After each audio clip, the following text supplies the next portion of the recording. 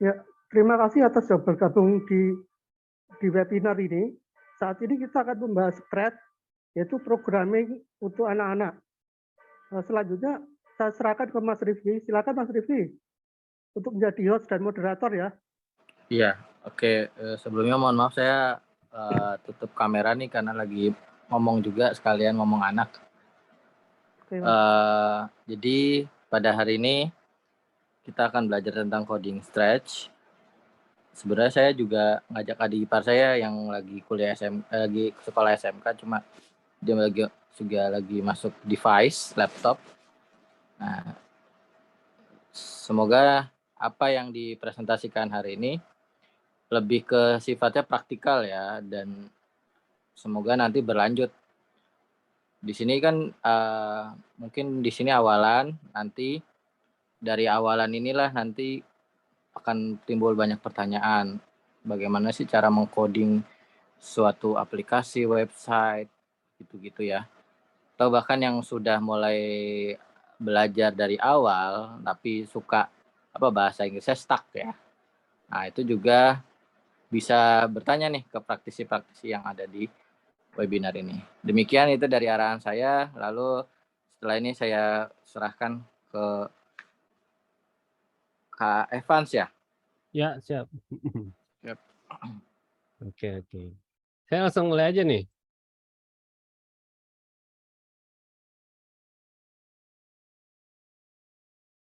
Oke. Suara saya terdengar jelas kan ya, Bapak Ibu ya? Iya, Mas, sudah terdengar jelas, Mas. Baik, siap. Izin saya langsung mulai aja ya, Pak Wan ya. Iya, siap. Saya coba share screen dulu. Bentar.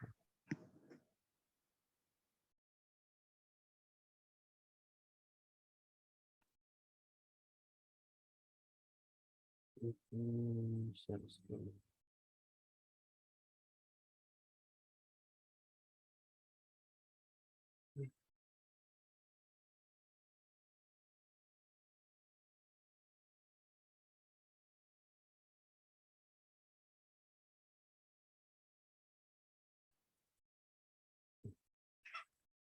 Mudah-mudahan terlihat jelas ya. Sebentar saya slideshow. Baik. Baik, terima kasih. Assalamualaikum warahmatullahi wabarakatuh. Selamat siang semua. Terima kasih atas kesempatannya dari Pak Wawan, Pak Indra, dan rekan-rekan lainnya dari Bursa Internet dan lainnya. Di sini saya mendapatkan kesempatan yang cukup langka karena saya berbagi dengan sharing, dan mungkin rekan-rekan di sini juga praktisi dan ahli di bidang lainnya ya.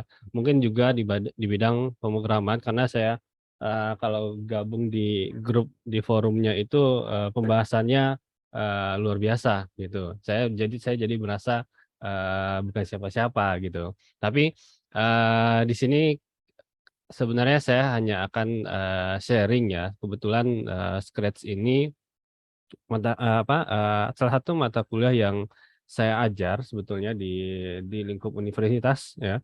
Kemudian juga waktu itu kami punya semacam startup ya, itu robot edukasi, dan kita juga mengajarkan Scratch. Nah, izin sebelum kita mulai, berikut adalah perkenalan dari saya. Saya sendiri adalah Evans Winanda Wirga.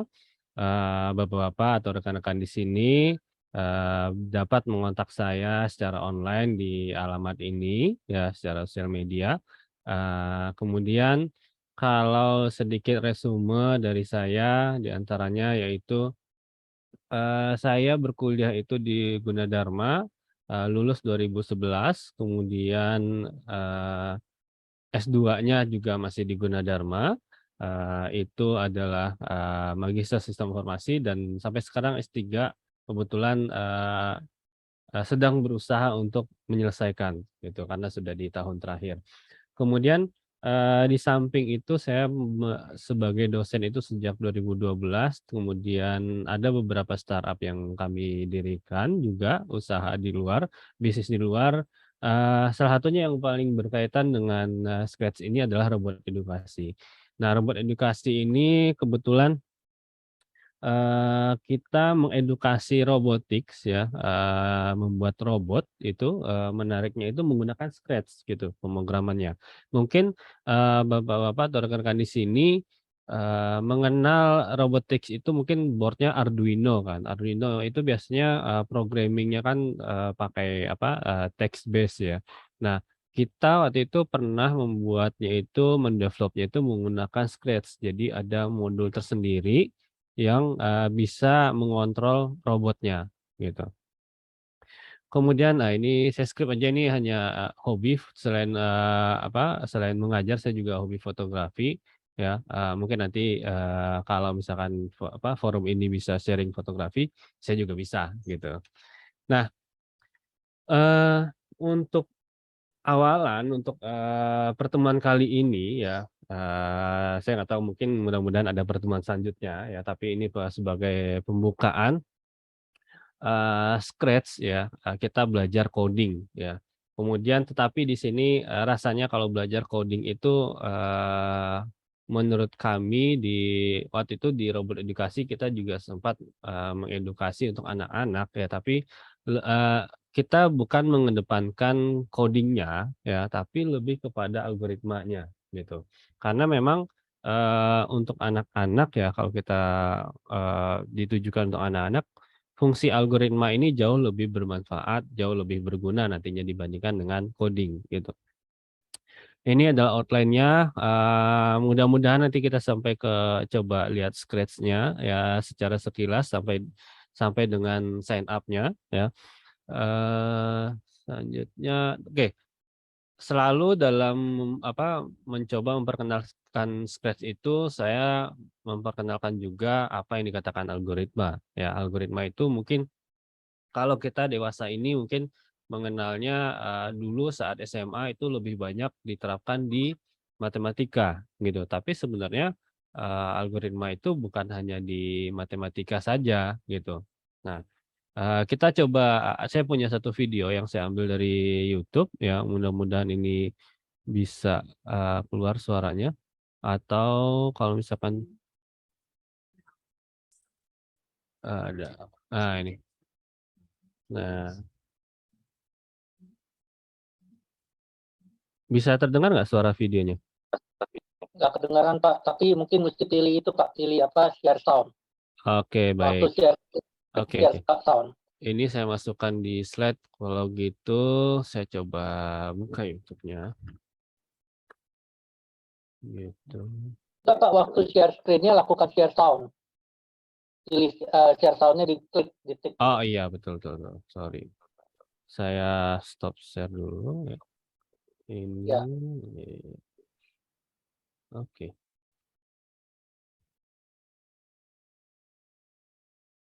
Nah.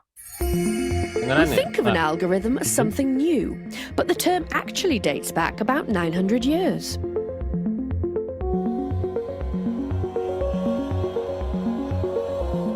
The word algorithm comes from the name of a Persian mathematical genius, Muhammad ibn Musa al-Khwarizmi. He was born around 780 AD in the region now known as Uzbekistan. His name suggests he came from Khwarizma. Known as Al-Khwarizmi, he was director in the House of Wisdom, an intellectual center for scholars in 9th century Baghdad. He made innovative contributions to mathematics, astronomy, geography, and cartography, and wrote an influential book called Concerning the Hindu Art of Reckoning. 300 years later, the book was rediscovered and translated into Latin. It introduced Hindu-Arabic numerals to the West, which eventually replaced the unwieldy Roman ones. The Hindu-Arabic number system, along with the decimal point, both described by Al-Khwarizmi in his book, are the basis of the numbers we use throughout the world today. Al-Khwarizmi's name, when Latinized in the title of the book, became algorithmi, and this is the origin of the word algorithm. We also have Al-Khwarizmi to thank for the word algebra, which comes from another of his works. His books revolutionized mathematics in the West, showing how complex problems could be broken down into simpler parts and solved. In medieval Latin algorismus, simply meant the decimal number system. By the 13th century, it had become an English word and was used, for example, by Chaucer. But it wasn't until the late 19th century that algorithm came to mean a set of step-by-step rules for solving a problem. In the early part of the 20th century, Alan Turing, the British mathematician and computer scientist, worked out how, in theory, a machine could follow algorithmic instructions and solve complex mathematics. This was the birth of the computer age. During World War II, he built a machine called the bomb, which used algorithms to crack the Enigma code. Today, algorithm is a fairly common term, even if sometimes we are not exactly sure what an algorithm does. Algorithms are everywhere now, helping us to get from A to B, driving internet searches, making recommendations of things for us to buy, watch or share, and predicting how we vote or who we fall in love with. This little word that originated in medieval Persia is gradually transforming our lives. Thanks for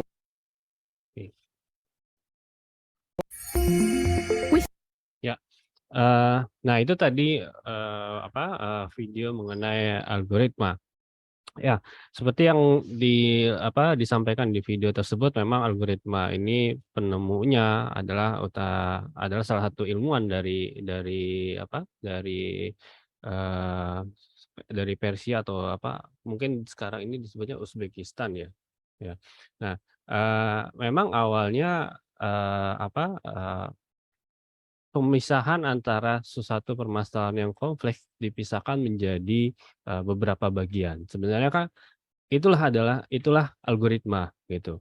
Kalau kita artikan, misalkan algoritma is a set of instruction for solving some problem. Ya, jadi ada satu permasalahan besar, kemudian kita bagi menjadi beberapa cara step by step. Nah, itulah sebenarnya intinya algoritma. Nah, kenapa waktu itu mungkin lebih banyak digunakan di matematika, karena mungkin permasalahan matematika itu diselesaikan salah satunya dengan menggunakan algoritma. Nah, secara bahasa sebenarnya algoritma itu ya contohnya kayak misalkan anak-anak misalkan ke sekolah. Algoritma ke sekolah misalkan. Algoritma ke sekolah ada banyak cara ke sekolah intinya. Salah satunya misalkan pertama algoritmanya jalan keluar, kunci pintu, buka kunci sepeda, pakai helm, terus kemudian bersepeda 3 mil, kemudian kunci sepeda letakkan helm, masuk ke sekolah misalkan. Nah, kemudian ini adalah salah satu algoritma yang pertama. Ada juga algoritma yang kedua, misalkan jalan keluar, kunci pintu, kemudian jalan kaki, kemudian naik bis misalkan 2 mil, lalu jalan lagi ke sekolah dan masuk ke sekolah.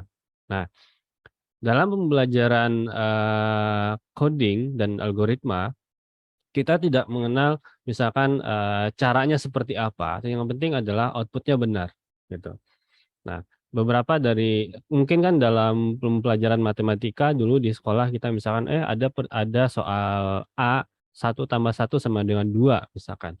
Nah, jawaban akhir adalah hal yang mutlak beserta dengan caranya. Tapi dalam algoritma mau caranya seperti apa, asalkan dia sampai ke sekolah itu udah benar gitu. Nah, selalu dikatakan bahwa apakah kita harus belajar algoritma atau belajar coding gitu. Ya kan? Nah, ini adalah dua pilihan yang menurut saya tidak bisa dipisahkan gitu. Belajar coding tentunya membutuhkan sesuatu yang kita sebut dengan algoritma gitu. Nah, permasalahannya kalau kita menerapkan kita mau misalkan anak belajar coding gitu, itu adalah salah satu hal yang harus kita dasari dengan algoritma gitu.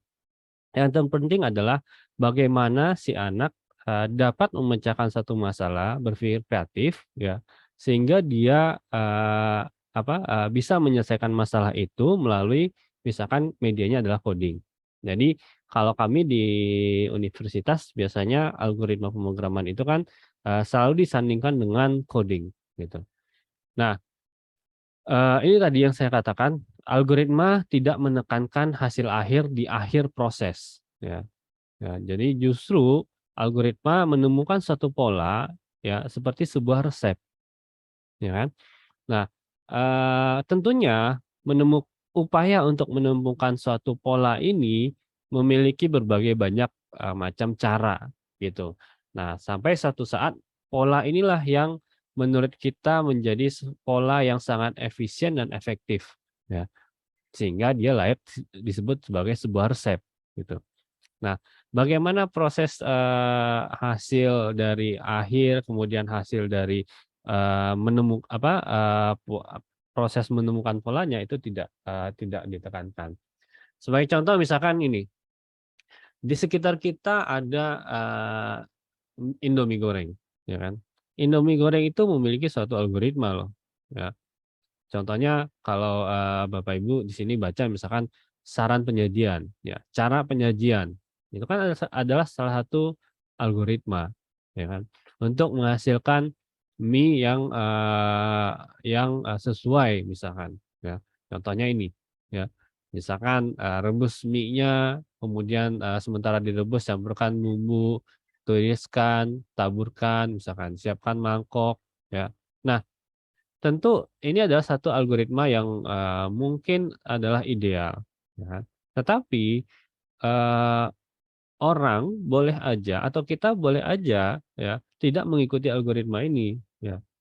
Mungkin tentunya hasilnya mungkin nggak akan sama gitu, tetapi secara proses barangnya sama Indomie, mungkin hasilnya ya ada yang suka lodoh misalkan, ada yang sukanya agak keras misalkan, itu ya fine-fine aja gitu.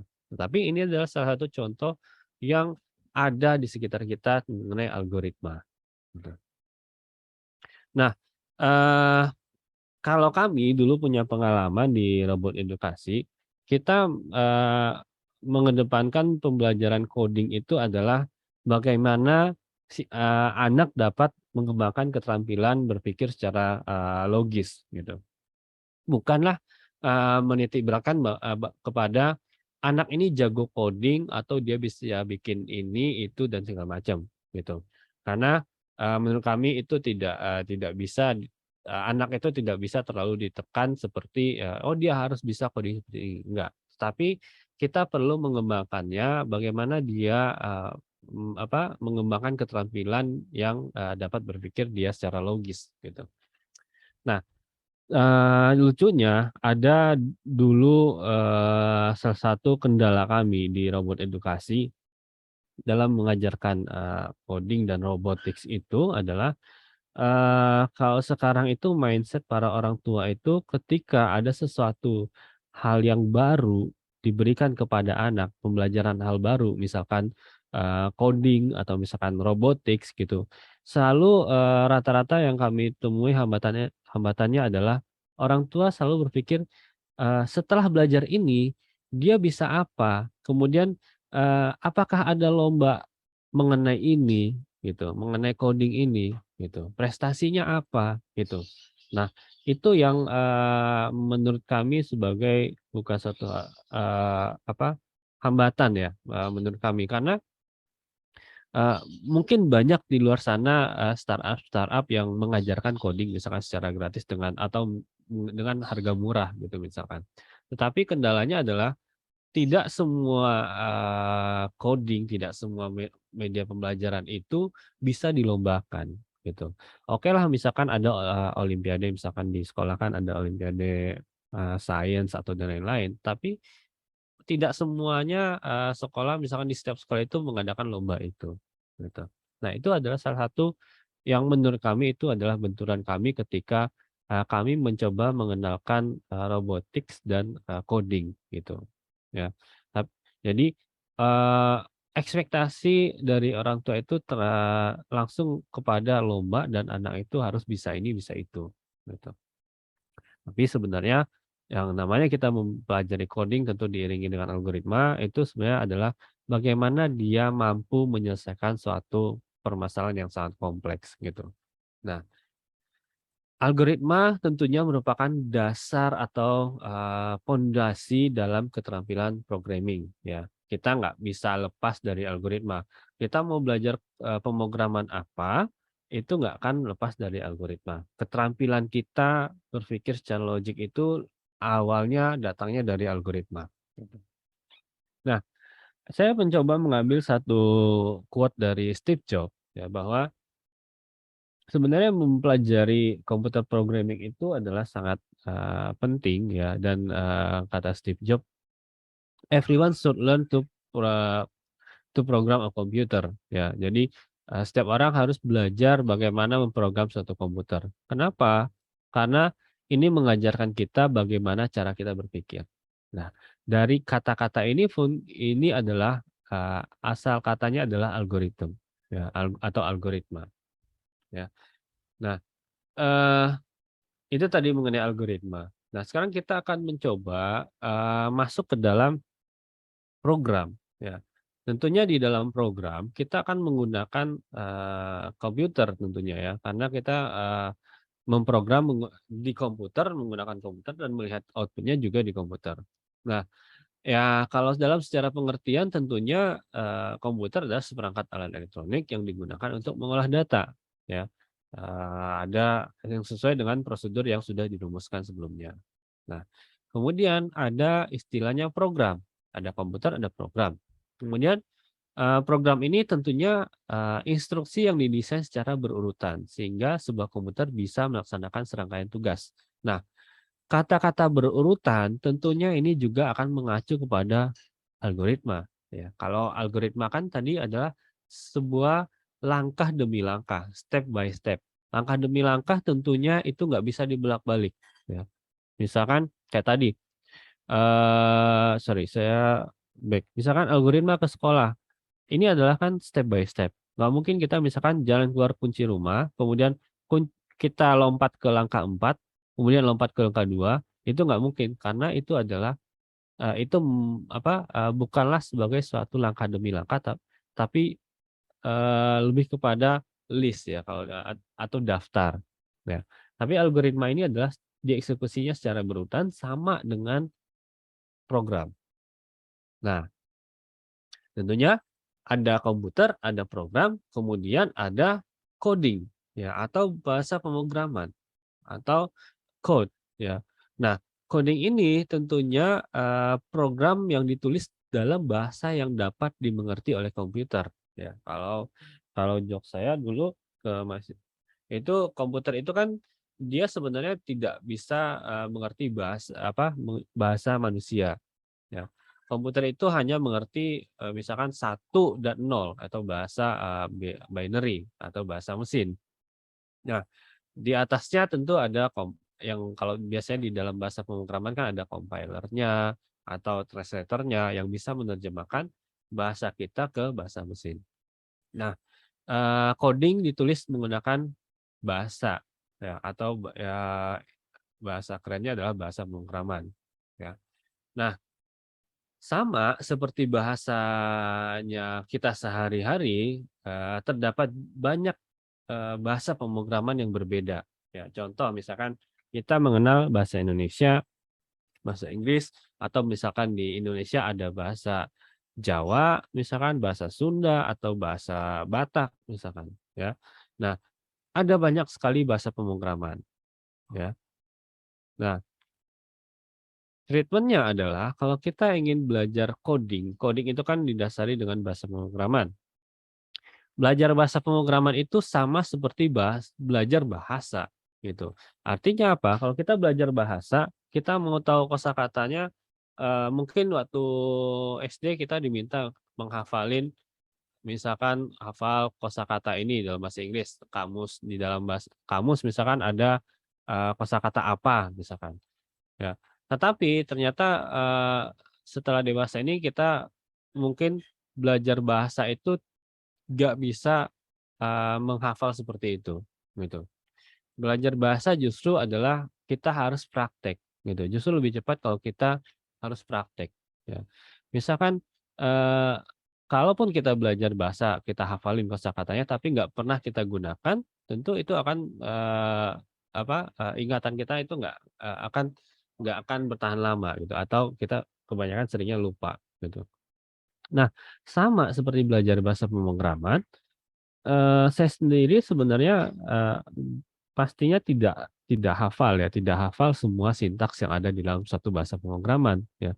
Sintaks itu kan seperti kosakatanya kan. Nah, itu bukanlah sesuatu yang dihafal, tapi kita, lebih kepada bagaimana kita mencobanya, mempraktekkannya, gitu. Ini juga selalu saya tekankan kepada mahasiswa ya, kalau misalkan ujian, bahasa pemrograman itu, bukanlah menghafal sintaksnya, tapi kita justru perbanyak latihannya, ya kan. Nah, belajar, bahasa tentunya juga seperti itu ya, kalau kita bisa bahasa Jerman misalkan, ada kemudian kita tinggal di Indonesia, terus nggak ada orang yang bisa bahasa Jerman, gitu. Lama-kelamaan mungkin kemampuan bahasa Jermannya juga berkurang, gitu. Apalagi kalau kita yang baru mau belajar, gitu. Nah, ini sama konsepnya. Ya, jadi harus dicobain, dipraktekin secara terus-menerus, gitu. Nah, kita masuk kepada, Scratch-nya ya. Scratch di sini sebenarnya ada 2 ya. Ada yang Scratch, junior, ada yang Scratch yang biasa. Ya, yang, ini, 2 ini dibagi menjadi level umur ya. Ada yang Scratch junior itu umurnya 5 tahun ke atas. Kalau yang, Scratch, yang biasa itu umur 8 tahun sampai 16 tahun atau, bisa aja sih untuk seterusnya ya. Karena, kami pun di Gunadarma atau di kampus juga menggunakan Scratch ini untuk, pengantar, pembelajaran untuk, ilmu komunikasi justru ya. Nah ini ya, tapi tentunya kalau misalkan, bagi kita yang udah dewasa, mempelajari Scratch ini jadi lebih mudah tentunya ya, karena kan dia dirancang untuk umur 8 tahun gitu. Nah, bedanya apa di Scratch Junior dan Scratch? Di Scratch Junior itu nggak ada coding yang lebih kompleks ya. Dia hanya, instruksi ya, dia misalkan mau bergerak ke mana, bergerak, mundur, berputar dan lain-lain ya. Cuma itu aja. Mungkin saya coba, perlihatkan ya. Scratch Junior.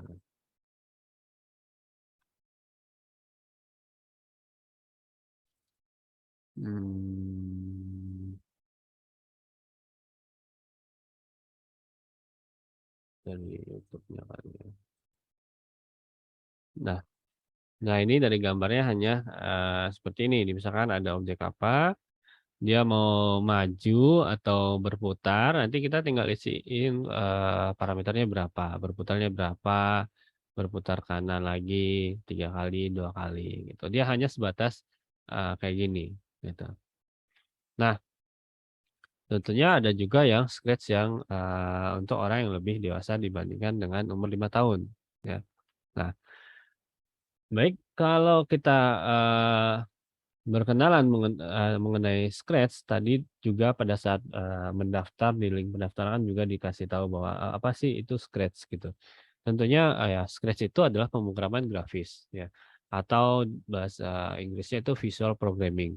Visual programming ini sekarang ini sudah, ada beberapa ya, ada banyak, nggak cuma di Scratch aja, ada beberapa, lainnya ya, hampir sama dengan Scratch. Kalau kita dulu pernah coba itu Ardu Blockly ya, prinsipnya sama kayak Scratch gitu.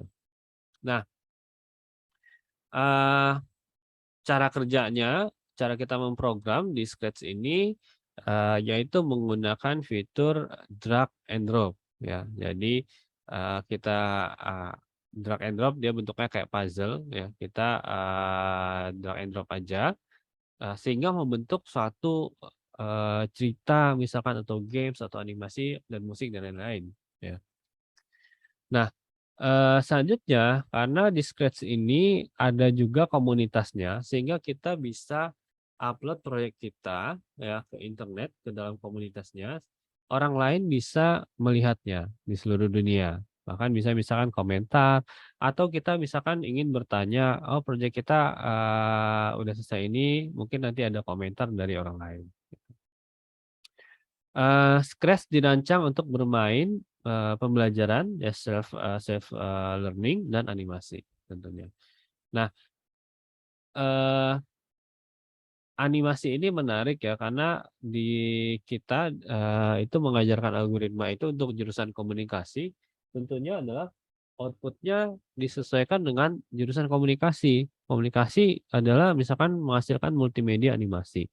Nah, dengan Scratch kita bisa bikin dalam bentuk animasi ya. Walaupun di Scratch ini sendiri banyak contoh-contohnya orang membuat itu untuk membuat games ya, tapi untuk animasi juga bisa ya. Contohnya, saya bikin, tugas mahasiswa itu adalah membuat animasi dari cerita rakyat, ya. Jadi cerita rakyat Indonesia, misalkan Jakataru atau apa, kita bikin pakai Scratch, sehingga dia bikin animasi.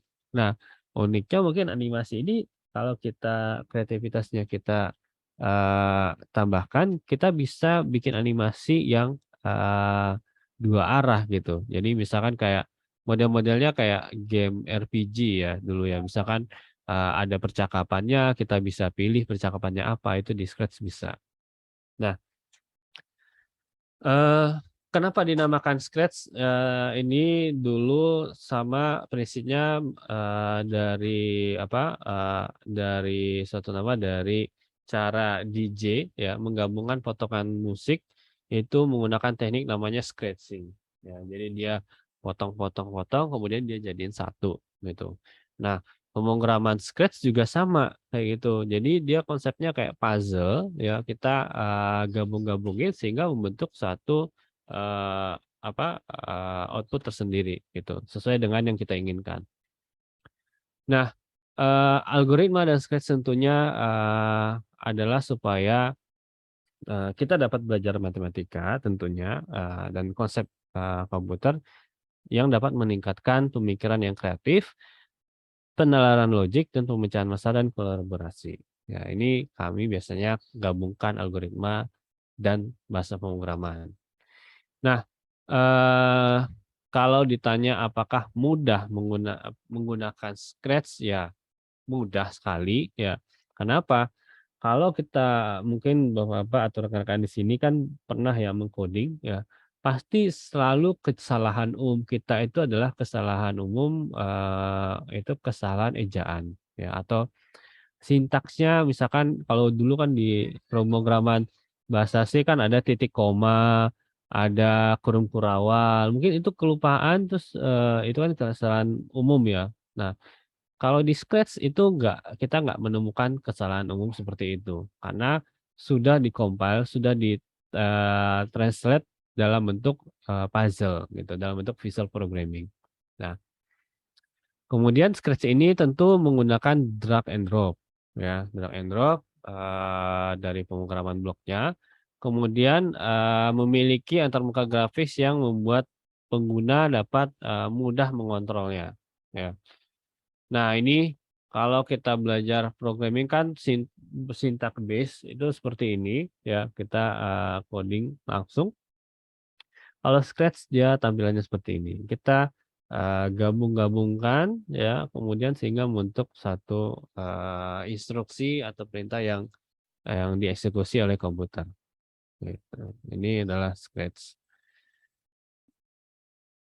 Dan juga di Scratch itu nanti akan dikategorikan, blok-blok script-nya itu menjadi beberapa warna ya, itu dibedakan setiap fungsinya. Kemudian, Scratch dapat berjalan secara real time. Jadi sebenarnya ada 2 ya, ada yang kalau kita daftar bisa kita langsung secara real time, modelnya kayak kita ketik di Google Docs atau kita bisa juga install gitu, secara offline.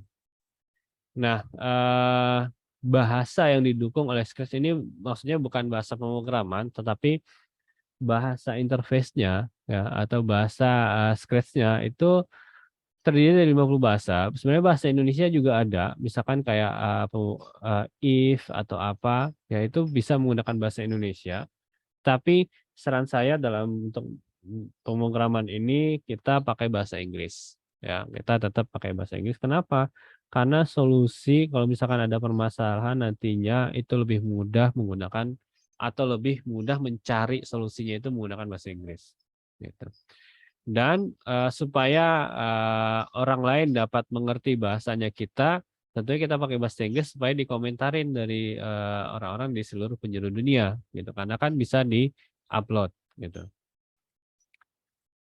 Nah, dalam institusi pendidikan ataupun mungkin rekan-rekan atau bapak-bapak di sini mau misalkan nanti pengen bikin usaha atau komunitas yang mempelajari Scratch, mempelajari coding menggunakan Scratch misalkan. Scratch ini digunakan dalam proses belajar mengajar matematika, ada belajar musik, seni, desain, dan teknologi informasi. Nah, kita coba bedah.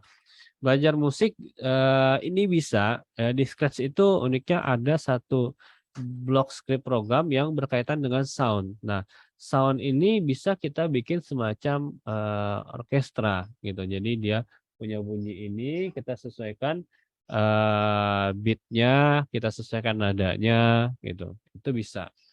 Nah, belajar desain ini juga bisa ya. Desain yang udah kita buat misalkan kita bisa masukkan ke dalam animasi. Belajar IT apalagi ya. Ini sangat-sangat bisa kita lakukan. Nah, ini adalah alamatnya sebagai contoh misalkan ini ya, ini adalah sorry.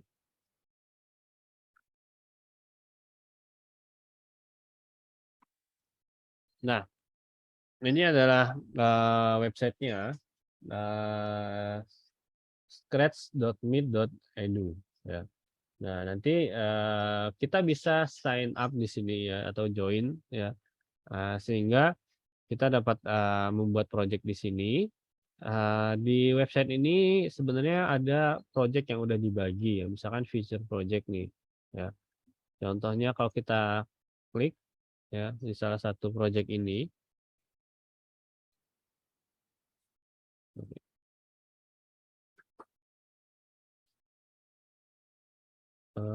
Misalkan ini. Nah, misalkan ini tadi, kalau kita ini tampilan dari user ya, kalau misalkan kita ingin upload kan ada komentar, ada beberapa orang yang suka gitu. Kita juga bisa lihat codingannya seperti apa gitu. Misalkan ini, ya. Ini codingnya kalau kita jalankan hasilnya gini. Ya. Atau kita pengennya game yang lebih advance misalkan.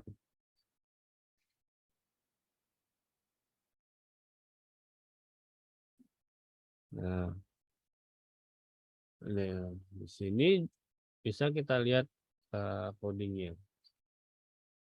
Oke.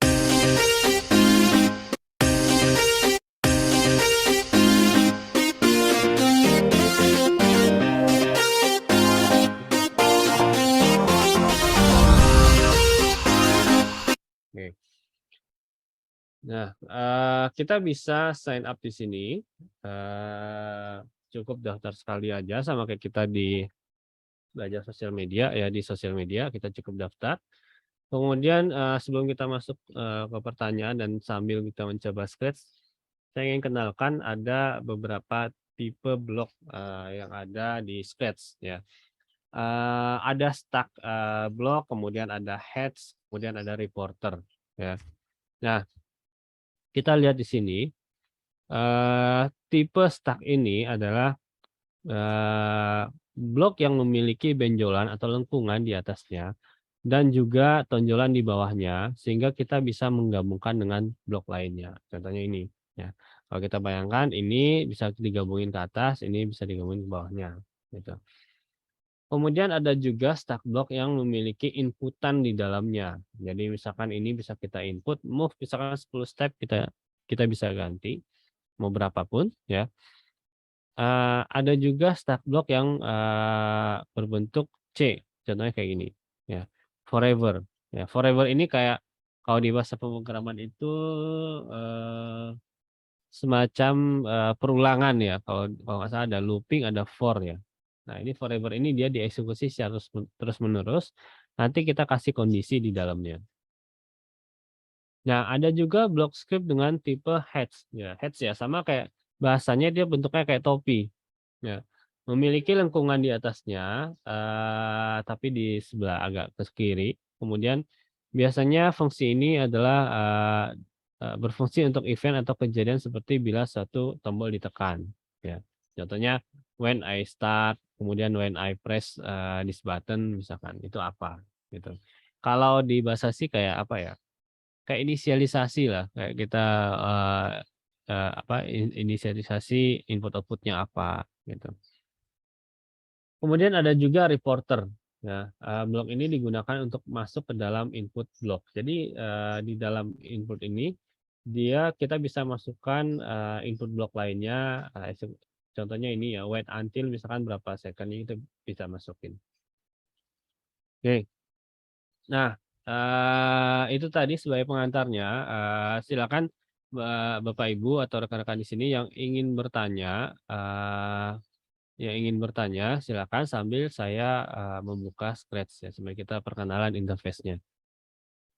Silakan ada yang bertanya, menurut saya mungkin kita ini aja ya, sambil diskusi aja karena, eee, kita nggak pengen webinar ini satu arah aja, kita coba sambil diskusi.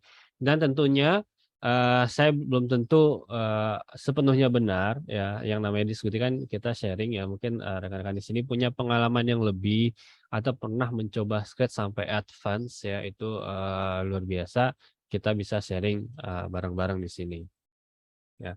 Eee Ini adalah tampilan, kita mengcoding. Mungkin sebelum sampai ke sini coba kita buka dari depan dulu ya.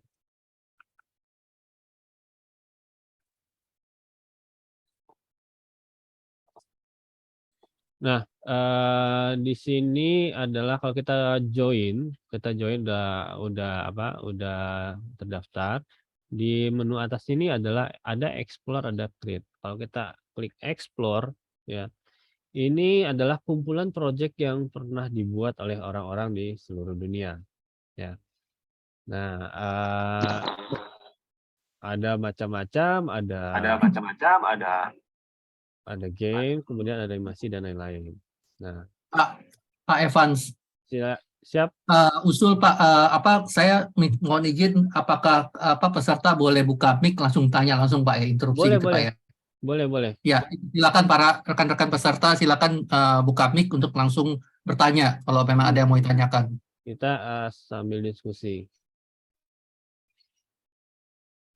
Ya, silakan.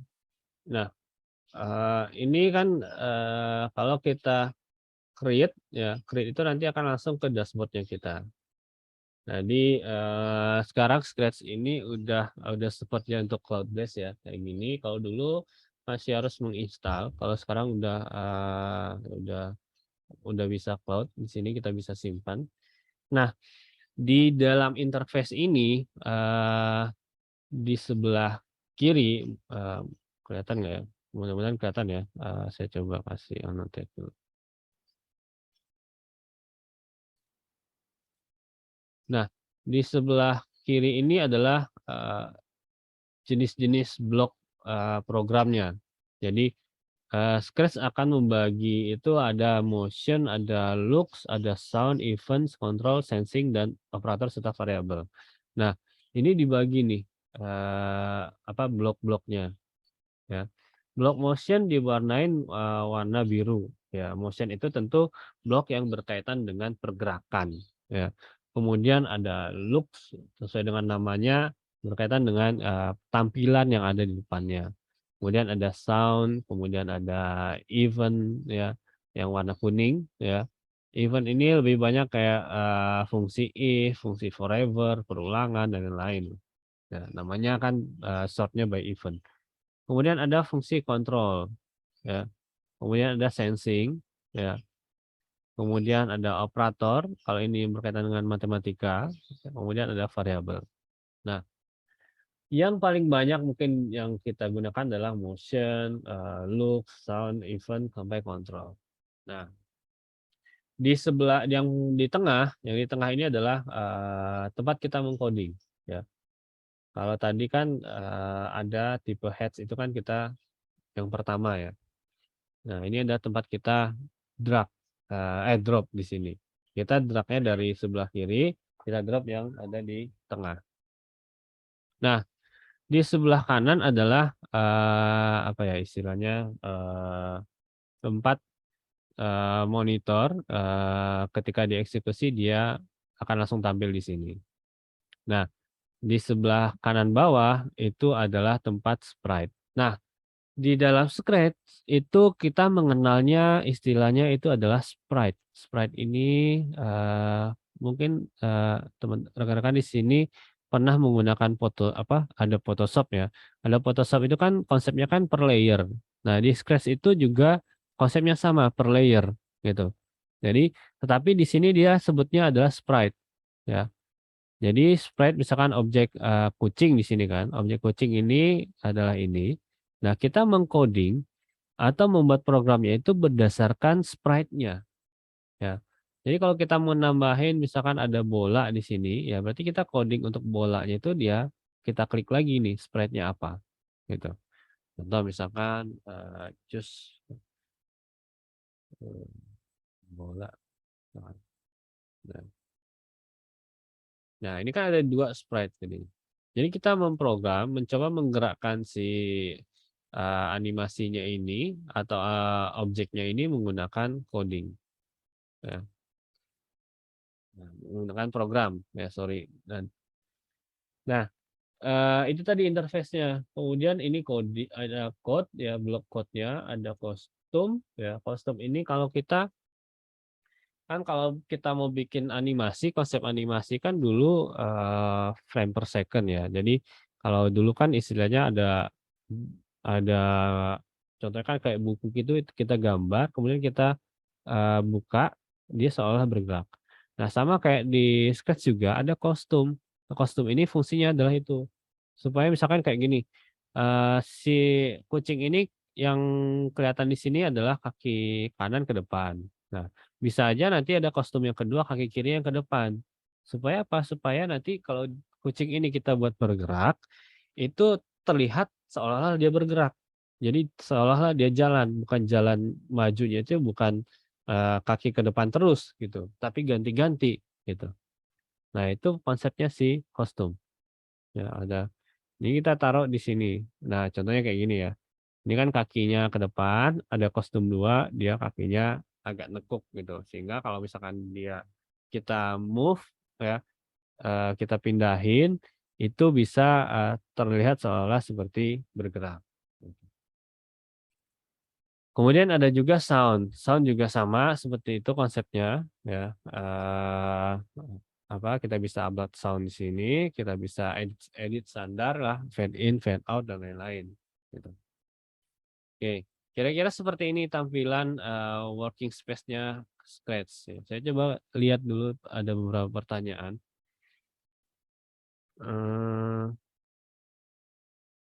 Oke. Maaf saya atau mungkin sudah dibahas karena tadi telat.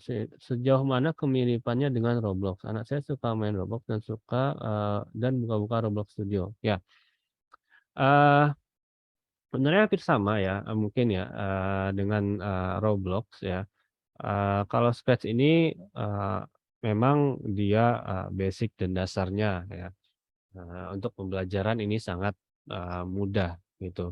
Selain buat bikin games, kita juga bisa bikin animasi di sini. Ya, mungkin pendekatannya sama dengan Roblox Studio ya. Kita coba lihat.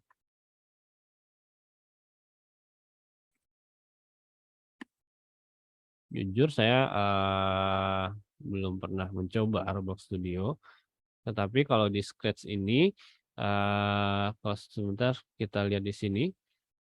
Nah, lebih kompleks ya di Roblox Studio-nya ya dibandingkan dengan Scratch ya. Kalau di Scratch ini memang usianya itu jauh lebih muda ya, jauh lebih seperti untuk anak-anak gitu, untuk umur yang 5 tahun bahkan gitu. Nah, konsepnya di sini kita sama sekali tidak mengcoding syntax base, tapi kita drag and drop di sini. Contohnya misalkan ini kucingnya ya, kita posisinya Nah, ini kalau kita jalan, nah dia akan move 10 step. Kita drop aja di sini, bentuknya seperti puzzle ya. Dan gini. Nah, kalau kita jalankan, nah dia akan bergerak. Tentunya dalam program itu kan dieksekusi ini ya, berurutan ya. Kalau kondisi kayak gini, dia akan eksekusi move 10 step dulu, kemudian dia putar, baru dia go to random position. Tapi mungkin ketika kita diklik ini, dia seperti nggak ada jedanya kan, langsung. Nah, kira seperti itu. Silakan Bapak Ibu, bagi yang ingin bertanya silakan.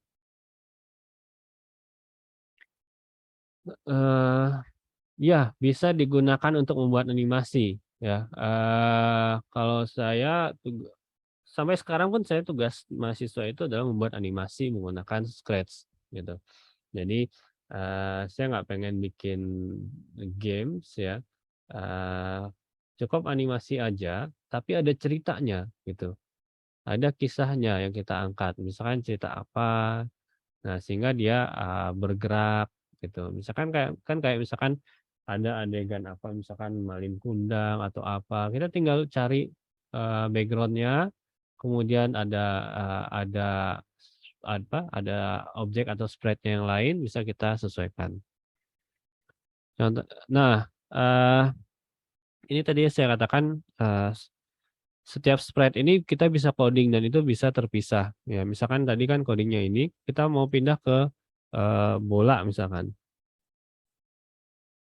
Kita pengen dia glide misalkan. Atau saja go to exit, terakhirnya go to exit. Misalkan ini.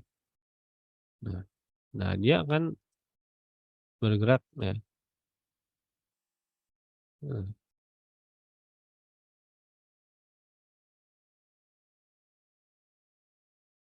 Ya, begitu. Jadi dua-dua ini bisa bergerak satu sama lain. Nah, ini kan tadi sprite. Sebenarnya kalau kita mau tambahin sprite misalkan di sini, ini ada banyak juga sih contoh-contoh atau library yang disediakan oleh Scratch sendiri. Nah, tapi kita juga bisa sebenarnya tambahin sprite yang sesuai dengan kebutuhan kita. Misalkan kita mau tambahin sprite Doraemon misalkan ya. Tapi kalau kita mau tambahin gambar sendiri, itu usahakan gambarnya itu bentuknya PNG ya. Jadi atau nggak ada backgroundnya gitu. Contohnya kayak gini misalkan. Nah, kita bisa cari lagi atau bikin misalkan satu Doraemonnya tangannya ke bawah yang kanan atau satu misalkan mulutnya tertutup. Sehingga nanti kalau kita mau tambahin di sprite kostum itu bisa kelihatan dia ngomong. Nah, kalau di Scratch itu ada untuk backgroundnya itu kita sebutnya adalah stage ya. Kita bisa pilih juga nih dari library yang udah ada. Contoh misalkan nih, jadi bikin kucingnya dance misalkan karena ini lagi nonton konser misalkan itu juga bisa. Nah, kira-kira seperti itu. Cara biar gerakannya teratur. Oke. Nah, di sini di motion ini itu adalah segala sesuatu tentang pergerakan ya tadi yang saya katakan. Pergerakannya teratur tentunya kita akan sesuaikan dengan ini kan space-nya kita ya. Biasanya kan itu konsepnya kan konsep pixel ya. Biasanya dia kan ini kotak. Nah, kita harus tentuin nih koordinatnya kan tentunya di sini ada koordinat X sama Y, ya kan. Nah, dalam komputer kita mengenalkan resolusi, ada istilahnya resolusi 1920 kali 1080. Itu kan pasti width-nya dulu, misalkan 1920 kali 1080, ya kan. Nah, ini adalah resolusi. dan juga merupakan konsep pixel yang ada di komputer. Nah, kalau kita di dalam konsep pixel ini, kalau kita sorry, kok saya stop. Kalau dulu kan di sekolahan kita belajar apa koordinat XY itu kan bentuknya seperti ini ya, koordinat kartesian kan. Ini adalah XY-nya adalah 0,0. Nah, kalau dalam apa komputer ini kan bentuknya kotak ya seperti ini. Konsep XY koordinat itu bukan lagi seperti ada di tengah ini, tapi justru dia di atas. Ya. Titik 0,0 itu adalah di pojok kiri atas. Sehingga nanti membentuklah kayak tadi 1920 kali 1080 itu ada di bawah-bawahnya ini nih. Ya, posisi titiknya. Nah, ini yang kita hafalin, kemudian bukan kita pahami konsepnya, kemudian untuk pergerakannya teratur tentu kita sesuaikan nih dengan yang ada di sini. Nah, kita mau dia bergerak kemana, misalkan posisinya sekarang ini kita lihat di sini X161, X-955 misalkan. Ya, kita mau bergerak dia misalkan ke XY tertentu misalkan. Ya, kita mau bikin misalkan 200 misal. Ketika kita klik dia berpindah. Nah, itu perpindahan menggunakan go to XY. Kemudian sebenarnya ada juga glide namanya. Glide itu perpindahan yang dia kayak apa ya, perlahan gitu. Jadi ada waktunya gitu. Contoh misalkan kita kasih 4 second. Kita mau pindah ke sini. Nah, contohnya gini. Ya. Nah, si bola ini dia pindah. Oke. Nah, gitu. Jadi misalkan ini kita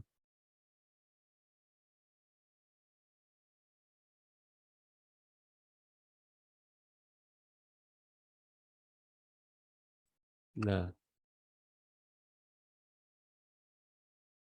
jadi glide itu bedanya itu. Jadi dia bisa seolah-olah dia bergerak gitu.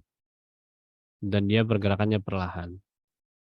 Nah, itu tadi yang salah satunya. Jadi kita harus memahami juga konsep posisinya si sprite-nya tadi di mana gitu. Lalu kita bisa gerakan sesuai dengan kehendak kita.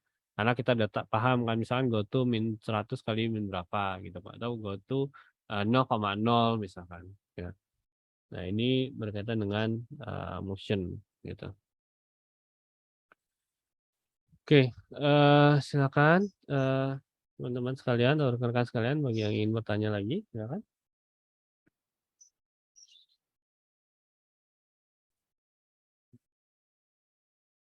Dulu itu saya pernah bikin konsep di robot edukasi itu adalah kita belajar Scratch itu sekaligus belajar robotics gitu.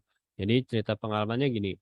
Jadi kita udah rangkai misalkan robotik itu kan misalkan kayak nyalain lampu misalkan, nyalain lampu kita bikin rangkaiannya, kemudian kita juga bikin tombol atau animasi atau kontrolernya menggunakan Scratch gitu.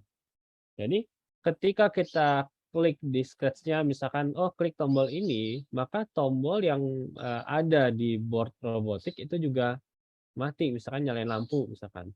Nah, di animasinya kita klik off, di fisiknya itu juga off gitu. Jadi untuk kita mencoba menghubungkannya dengan robotics dan animasi waktu itu ya. Tapi ya itu tadi kendalanya kami waktu itu datang ke sekolah-sekolahan ya rata-rata kadang tuh dilema gini. Kalau kita datang ke sekolah negeri mereka terbatas di anggarannya ya. Terbatas di anggaran karena di instruktur atau pengajar di ekskul itu ada anggarannya tersendiri. Ya, karena kan menggunakan uang negara. Kalau ada juga kita nawarin misalkan di sekolah swasta. Nah, sekolah swasta Kalau dia yang bagus, dia cenderung, orientasinya adalah lomba karena prestasi. Ya, orientasinya adalah prestasi, gitu. Anak bisa dapat apa, kemudian kompetisinya apa, terus kemudian sekolah dapat, awarding apa, gitu. Nah, itu, kalau kita ke, sekolah-sekolah yang bagus. Nah, kebetulan kami waktu itu dapat juga di sekolahan yang, baru berdiri justru. Dia ingin, mungkin punya pemikiran berbeda, dia pengen mahasiswanya atau siswanya belajar programming, belajar robotics gitu, salah satunya dengan ini, gitu. Nah, kalau programming sebenarnya Scratch ini juga udah sempat diterapkan juga ya di beberapa SD juga gitu.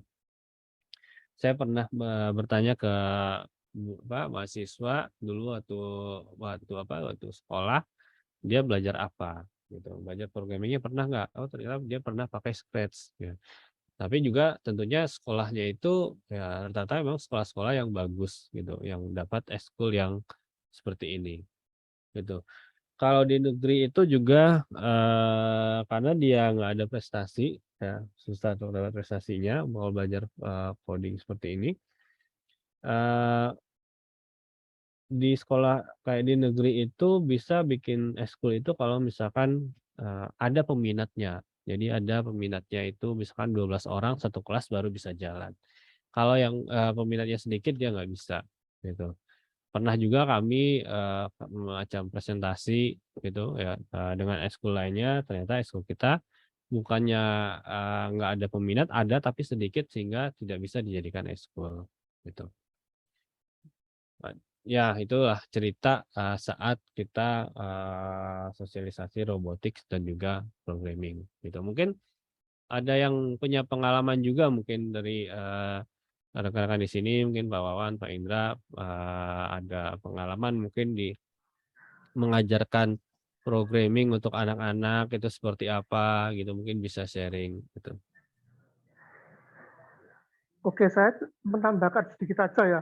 Jadi Ya, ceritanya gini, anak saya sekarang udah kuliah di Rusia ya. Dia kuliah masak, tapi ketemu lagi sama matematika. Jadi itu benar itu kalau matematika itu penting dan menjadi dasar dari semua pelajaran itu benar saya kira. Kedengaran Pak? agak terputus Pak. Aduh, ini atau kenapa ya? Halo? Ya, ya. Gimana Ya. Pak? Jadi gini, tadi tentang masalah pentingnya matematika itu benar. Anak saya kebetulan kuliah di Rusia ya. Dia Mhm, kuliah masak, kuliahnya itu masak tatap muka. Tapi semester 1 dan 2 ketemu sama matematika lagi. mhm. Jadi saya kira itu sudah betul kalau matematika itu menjadi landasan dasar bagi semua ilmu pengetahuan ya. Mhm. Ya Iya, gitulah Pak. iya. Oke. Ya betul, ya memang, matematika pasti menjadi dasar ya. Nah, algoritma tersendiri kan juga awalnya memang dari sebenarnya caranya matematika kan, ada satu permasalahan matematika, diselesaikan dengan algoritma dengan membaginya menjadi langkah-langkah. Nah, sampai sekarang berkembanglah menjadi, kalau kita di IT kan ada programming, kemudian, bahkan mungkin orang yang awam dulunya itu udah mulai mengenal juga apa algoritma gitu, karena ya pandemi mau nggak mau orang harus melek IT kan, harus, belajar IT, jadinya tahu gitu sebenarnya algoritma itu apa gitu. Ya bisa dikatakan ya kalau matematika dan algoritma itu is everywhere gitu. Jadi di mana aja itu ada gitu. Nah, kadang kala kalau kita ngajarin membahasakannya, oh belajar algoritma gitu. Mungkin orang masih berpikirannya adalah belajar matematika gitu. Padahal sebenarnya kan eh, enggak semuanya matematika gitu. Memang ya matematikanya hanya penalaran logis dan lain-lain gitu kalau kita belajar bahasa pemrograman. Saya kira seperti itu. Mungkin di sini ada, rekan-rekan yang mungkin punya, pernah ada yang pernah menggunakan Scratch atau belum di sini?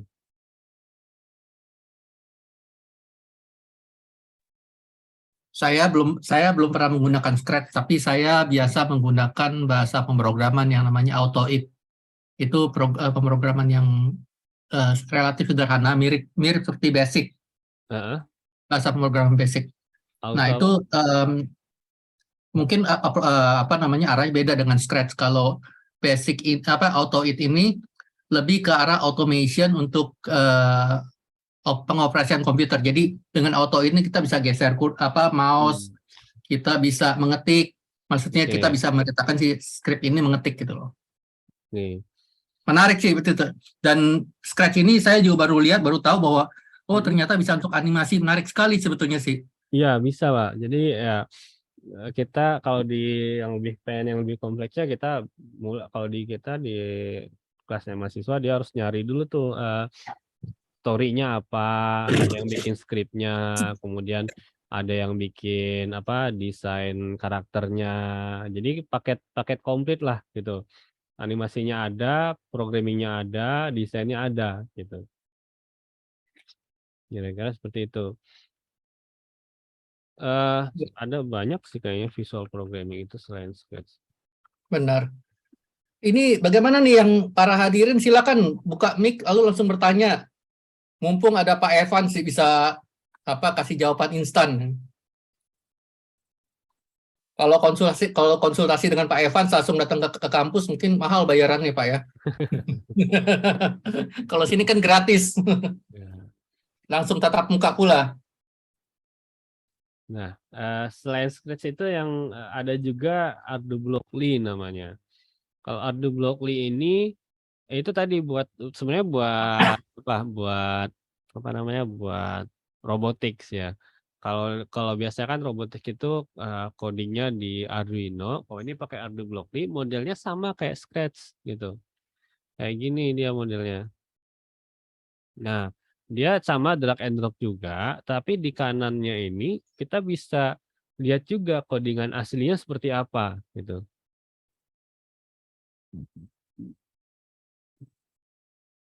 Cuma saya bingung kalau Scratch dihubungkan dengan maupun Ardo Blockly ini ya, kalau dihubungkan dengan robotik, berarti perangkat hardware robotnya itu harus sudah tertentu Pak ya? Iya, pakai Arduino. Boardnya Nah, kalau pakai Arduino. Arduino itu kan dia cuma biasanya memerintahkan, dia kasih pulse kan ke perangkat robot yang digerakkan.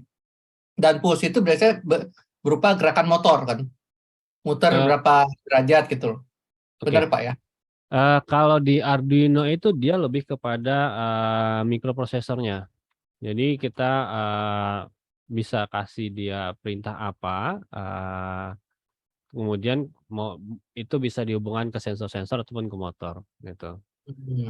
Jadi istilahnya prosesor mini lah gitu kan, kayak gini. Nanti di Arduino-nya program kita yang dari Scratch ini diinjek ke Arduino-nya gitu ya? Iya betul, dimasukin ke sini. Menarik. Jadi gampang sekali programmingnya berarti ini. Kan selama ini yang saya tahu Arduino itu kan programmingnya pakai C kalau nggak salah ya? Iya pakai C. Tapi kalau dengan Scratch ini jadi gampang mestinya ini pemrogramannya. Betul. Jadi kita bisa dual gitu. Jadi misalkan kayak misalnya kita pengen nyuruh misalkan robotnya mau maju. Nah, di Scratch bisa kita program, kemudian kita bisa bikin juga semacam games juga tuh di Scratch-nya. Misalkan ketika maju dia tampilannya seperti apa, atau ketika maju objeknya ngapain gitu. Jadi bisa dua nih. Gitu. Dan berarti apakah udah ada orang yang jual kit robot gitu yang kita bisa program dengan Scratch ini? Dulu kita sempat pernah jual gitu. Tapi ya itu mungkin waktu itu ya kita masih belajar ya, mungkin marketingnya kurang ya, jadi sampai sekarang masih struggle gitu. Tapi di pasaran maksudnya di Indonesia ini ada nggak yang jual Pak? Arduino banyak. Gitu. Enggak, bukan Arduino-nya, tapi yang kit robot yang udah langsung bisa dikonek ke Arduino, yang langsung, pasti kan kalau gitu kan mesti ada semacam kayak library-nya gitu kan? Ya, Ya kan pakai kita bikin kit robotnya bentuknya mobil-mobilan. Nah, ya nanti kan ada library-nya yang untuk menggerakkan maju berapa senti gitu loh. betul. Jadi kalau ya modelnya kayak gini kan, kit-kit ini sebenarnya ada yang pakai. Dulu kita sempat bikin yang kayak gini. Eh ada yang menjual seperti itu, beberapa, banyak sih nggak. Nah, modelnya kayak gini lah. Dulu kita sempat kayak gini. Ada bodinya, ada roda kayak gini. Mhm. Nah, tentu tapi untuk library-nya tentu di Scratch itu ada memang membutuhkan library tambahan gitu, ada Iya. plugin-nya. Biasanya itu dimasukin di Scratch-nya supaya dia dapat terkoneksi dengan si Arduino-nya Mhm. gitu. Nah, dulu sempat Wah, kita ini otak dalam saya jalan. nah, Kayaknya kita akan sebenarnya banyak orang yang tertarik sebetulnya untuk betul, kalau dibuat mudah. betul. Dulu kita udah sempat kayak gini nih, kita bikin kit kayak gini, eee, ya itu tadi, di robot edukasi waktu itu robotics-nya dari anak-anak sampai dewasa bisa. Udah lengkap tuh kita semua, modul-modulnya. Mungkin, kalau Pak Indra mau, kita bisa kerja sama misalkan, hardware-nya Pak Indra, saya misalkan training-nya gitu. Nah, gitu. Bener Pak. Nanti kita kontak-kontak. Ini jadi akhirnya jadi ngomongin bisnis. Ya namanya sharing ya. Iya. Mhm. Tapi memang menarik sekali. Saya baru Mhm. anak saya yang paling kecil kan masih SD. Di sekolahnya Mhm. diajarin Scratch emang. Tapi Mhm. saya pikir Scratch kalau saya lihat sepintas kayaknya cuma gitu-gitu aja gitu. Tapi ternyata kalau sampai bisa programming Arduino itu menarik sekali. Ya. Bisa, di Sketch itu bisa. Sebenarnya kayak, Arduino itu sendiri udah nyediain juga, ada yang tadi saya katakan Ardu Blockly gitu, cuman, kelemahannya di sini dia hanya visual programming aja. Jadi nggak bisa, sembari kita mau bikin animasi, mau bikin tampilan lain gitu, controller Iya. lain gitu, dia nggak bisa. Tapi memang kalau kita menggunakan Scratch kelemahannya, jadi kita harus nyalain Scratch-nya, jadi nggak bisa built-in gitu. Maksudnya Dia nggak bisa dia bikin. harus terkoneksi dengan komputernya kita, Oh, gitu. wah sayang sekali. Saya kirain bahwa kita bikin program pakai Scratch, lalu diinjek ke Arduino-nya, lalu udah lepas gitu loh. Nggak bisa Nah, Pak ya? kalau saat itu mungkin bisa, tapi, kalau misalkan menambahkan fitur tambahan di Scratch-nya jadi nggak bisa gitu. Kan kita controller-nya bisa di Scratch, Scratch-nya bisa tambahin animasi, sehingga dia membutuhkan koneksi. Kita tambahin kabel USB, colok ke Arduino, colok ke robotiknya, gitu. Hmm. Ya waktu itu ya, menurut saya udah berapa ya, udah 4 tahun yang lalu kayaknya, sebelum pandemi. Mungkin sekarang, belum belum ngulik lagi sih, ya bisa sih harusnya. Karena saya lagi terbayang gini kan, kita bisa bikin kayak seperti tangan robot, tapi yang sederhana gitu ya, yang seperti mungkin seperti apa namanya, saya lupa istilahnya. Tapi intinya adalah kita bikin tangan robot, tapi yang sederhana nanti kita bikin drivernya, Ya, lalu programmingnya pakai Scratch, lalu library maksudnya, lalu dia pakai Scratch, diinjek, kemudian tangan robot itu kita bisa programming kalau tugas apa gitu, yang iya monoton. iya bisa. Eee, kalau tadi kan Sketch, karena kita ada fitur animasinya maka dia harus terkoneksi. Sebenarnya ada juga yang kayak Ardu Blockly itu juga bisa langsung masukin gitu, bisa langsung Nah injek. itu yang saya pikirkan gitu, jadi independen, nggak, Contohnya dan emang karena kita nggak butuh animasinya kan. nah contohnya kayak gini nih. Nah, dia udah sediain juga nih sama kayak di Scratch.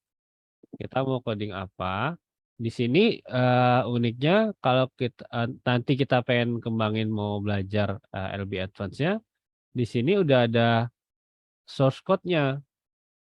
Nah, misalkan misalkan ini. Nah, ini udah dikasih langsung nih, oh nanti sintaksnya aslinya kayak gini, gitu. Nah, ini menarik juga, modelnya hampir sama kayak di Scratch. Eh, kalau tadi Scratch, Meet Edu sama Ardu Blockly ini semuanya all free atau ada versi premiumnya ya? Scratch free semuanya free, Oh, Arduino free, gitu. Menarik sih. Kemarin sih saya itu kebetulan sedang menerapkan namanya kelas berdiferensiasi. Jadi dalam suatu ekosistem kelas itu saya bagi 4 sesuai dengan kapasitas otak anak-anak. Nah, anak-anak yang ada di golongan atas paling pintar itu boleh saya bawa HP gitu kan. Cuma memang saya tuh lagi nyari pakem apa ya yang saya ajarin ke mereka di luar pelajaran sekolah. Baru masuknya sih ke Canva sih, cuma belum kepikiran ke sini. Cuma karena ikut ini sih kepikiran untuk itu sih pakai 2 website itu. Menurut saya sih Scratch itu sangat menarik karena kita bisa melatih pemikiran kreativitasnya itu jadi lebih jalan gitu. Dan juga kalau biasanya kita kalau saya lebih memilih misalkan kita kasih tugas atau sesuatu itu dikerjakan secara kelompok gitu dibandingkan sendiri. Karena kalau di anak-anak itu juga akan melatih dia bekerja sama. Walaupun mungkin ya namanya anak-anak ya, mungkin kadang kan kalau kita juga pernah dengar misalkan anak-anak kita, oh si ini nggak mau kerja, si ini saya sendiri yang ngerjain gitu. Ya nggak apa-apa, itu adalah prosesnya dia untuk belajar gitu. Ya kayak gitulah gitu. Bekerja kelompok itu seperti itu. Gimana dia akan solving itu ya salah satunya itu adalah prosesnya gitu. Makanya sampai di perkuliahan pun saya selalu teamwork, jadi harus dibagi gitu pekerjaannya. Apalagi kan kayak kalau tadi di animasi gini, mungkin orang bakatnya beda-beda. Ada bakatnya yang jago gambar ya atau desain misalkan. Ada mungkin yang bakatnya memang logiknya bagus gitu, ya kan? Misalkan dia jago programming atau ada bakatnya yang dia jagonya bercerita, nulis gitu, atau yang jago musik misalkan. Nah itu kita bagi-bagi pekerjaannya di situ gitu. Mungkin bisa jadi masukan juga buat Mas Rifki misalkan membaginya misalkan berdasarkan dia kesukaannya apa gitu ya. Jadi bukan lagi kayak yang pinter yang ini yang nilainya kurang dia dibagi ini nggak gitu. Tapi susah. Ya itu memang memang kalau untuk challenge-nya yang banyak kan. sifatnya out of the box memang harus dipilih yang daya tangkapnya bagus sih. Jadi yang bawah tuh kalau di taraf SD negeri itu saya ngajarin baca. Tuh, jadi boro-boro ke programming ya, ngomongin bilangan biner yang bilangan apa aja susah gitu kan. Betul. Kemarin juga saya kan dalam tahun terakhir ini kan juga udah bikin satu project di game. Kalau saya sih bakar uang, jadi sebenarnya ada rasa ingin tahu ternyata bikin game itu ada bagian-bagiannya, ada yang game design, Ya, programming, ada UI UX design, musik composer, terus ada visual artist. Nah, ada lagi yang berbenturan seputar hak cipta dan lain-lain. Wah, ternyata rumit juga. Padahal gamenya sederhana sebenarnya. Pak Ilham, tampaknya ada banyak pertanyaan. Silakan Pak, buka mic-nya aja langsung tanya Pak. Pak Ilham. Ya, Pak Ilham. Pak Ilham Widi Mahe.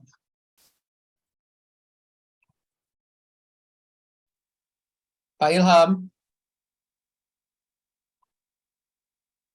Pak Ilham Widi Mahendra. Sudah buka. Halo. Oh, ditutup lagi. Terbuka lagi tuh. Sip. Silakan Pak, silakan. Ya, kenapa?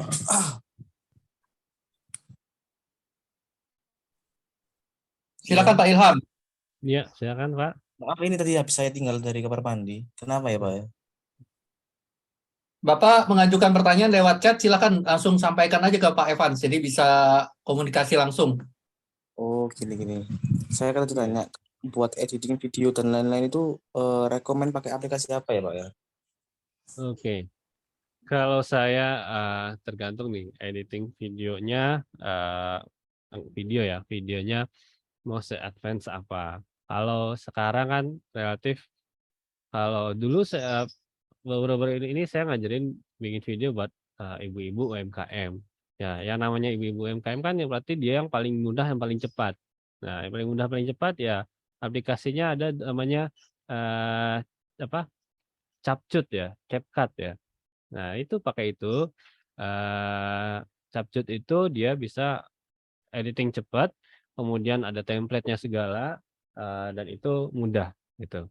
Nah, kemudian ada juga kalau biasa mungkin pakai Canva ya. Canva itu lengkap lah, ada videonya, ada desain juga, tergantung penggunaannya. Atau mau yang lebih advance lagi, kalau saya biasa yang pro-nya itu saya pakai DaVinci Resolve ya. DaVinci ini uniknya dia gratis ya. Dulu saya pakai Adobe Premiere Pro ya waktu itu. Waktu masih mahasiswa lah, masih pelajar. Pakai Adobe Premiere Pro yang bajakan, kerekan, ya kan. Dulu kan dalihnya buat belajar ya kan, buat belajar, buat nggak apa-apa lah ngekrek gitu. Tapi lama-kelamaan kan kalau kita udah kerja, udah pekerjaan kita itu rasanya kan kayak nge-crack itu kayak gimana gitu. Orang udah capek-capek bikin aplikasi kok kita nge-crack gitu. Sementara saat itu kita masih terbatas gitu, mau beli lisensinya masih mahal. Nah, akhirnya nemulah si DaVinci Resolve ini. Nah, kebetulan DaVinci ini juga ternyata dipakai di industri Hollywood gitu. Nah, itu kalau yang mau advance. Tapi gini, tools itu banyak ya. Terus kita biasanya kan perusahaan itu membaginya itu kan ada tools beginner sama pro ya. Pemula dan pro. Nah, kita harus sesuai juga kebutuhannya. Kalau kita memang pemula, ya udah pakai pemula aja gitu. Jangan pakai yang pro. Kenapa? Yang pro ini bukan hasil akhirnya yang kita mungkin banyak ya yang kelihatan, oh kelihatannya videonya bagus, kayaknya pro nih toolsnya, enggak gitu ya. Kita sebagai menggunakan tools pro itu justru akan menyulitkan kita kalau kita nggak ngerti gitu. Justru tools pro ini banyak customize, banyak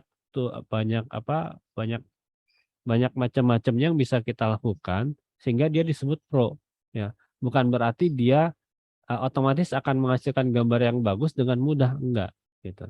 Nah, kalau kita sebagai pemula, kita pakai tools yang pemula yang banyak lah, yang gampang editingnya, yang banyak template-nya gitu, dan cepat untuk dibuat gitu. Itu sih tipsnya. Saya dulu juga berkaitan dengan multimedia.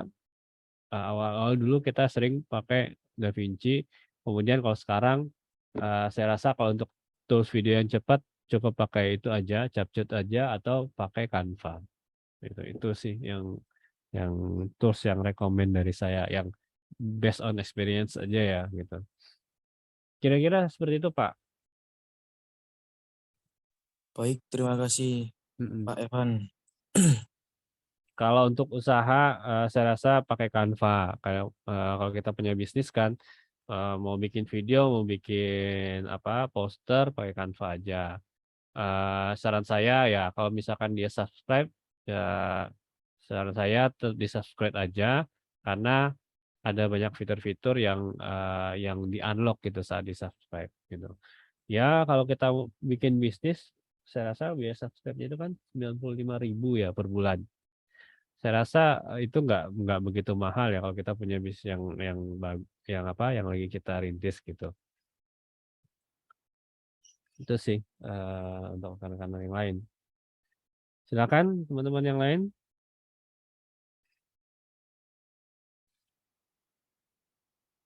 Ada lagi yang ingin yang didiskusikan, Pak Indra, Pak Wawan mungkin.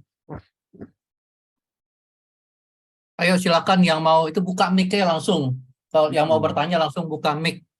Jadi nggak usah pakai chat lagi. Tadi webnya apa ya? Yang setelah stretch itu. Ardu Blog nih.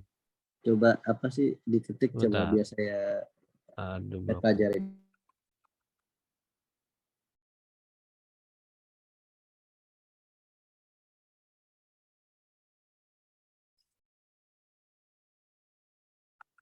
Ya, chat. Blockly ini dia khusus robotics di Arduino-nya ya. Kalau dari Scratch kan dia memang nggak khusus robotik tapi lebih kepada animasi dan game. Kalau kita konekin ke board tetap bisa tapi pakai plugin. Tapi kalau yang Blockly ini dia udah nggak perlu plugin, langsung colok bisa ke board Arduino-nya.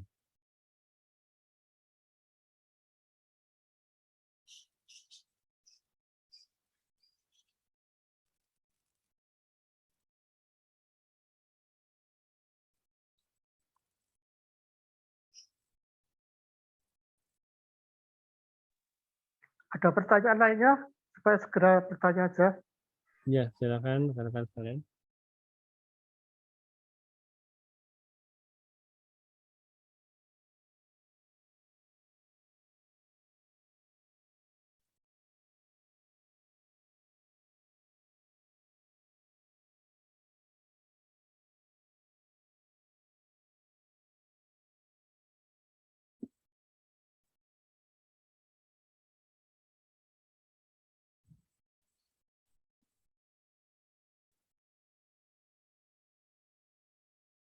Mungkin nanti buat webinar selanjutnya kita bahas robotik, mungkin bagus juga sih, Pak.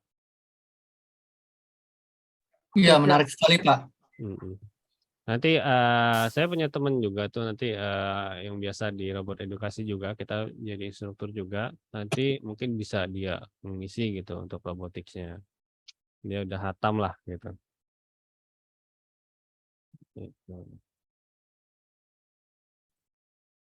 Disertasinya kebetulan teman saya itu namanya Mara.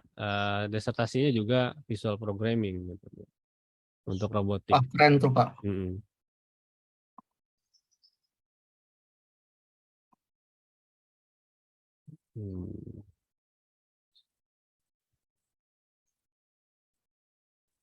Baik, silakan rekan-rekan di sini ada yang ingin coba kita diskusikan apa aja ya.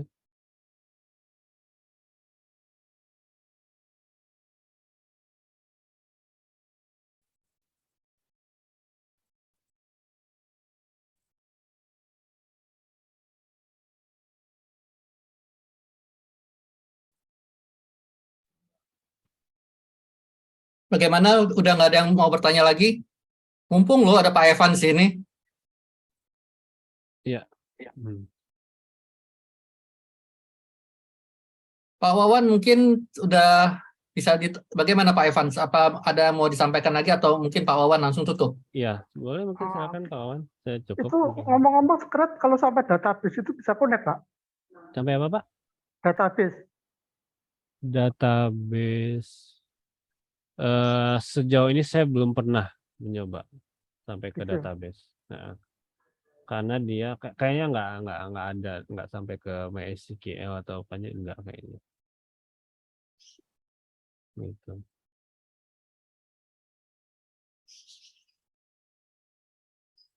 Saya share file presentasi saya tadi di chat aja ya.